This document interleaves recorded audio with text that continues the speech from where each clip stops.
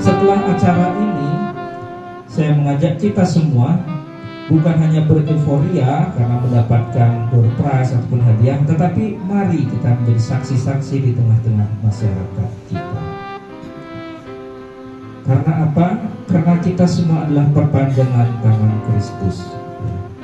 Kita adalah perpanjangan tangan Kristus di tengah-tengah masyarakat kita. Semoga kita semuanya menikmati kebahagiaan pada sore hari ini bersama-sama, supaya lingkungan kita semakin kompak, semakin bersatu, dan semakin kita bersemangat dalam pelayanan, baik pelayanan di lingkungan, di gereja, dan di sekitar kita.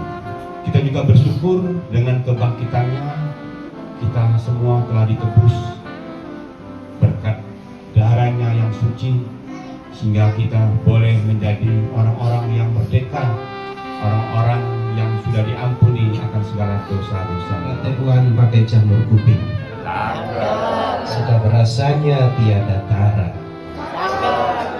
Cahaya Paskah terangi sekeliling, damai sejahtera lingkungan Barbara.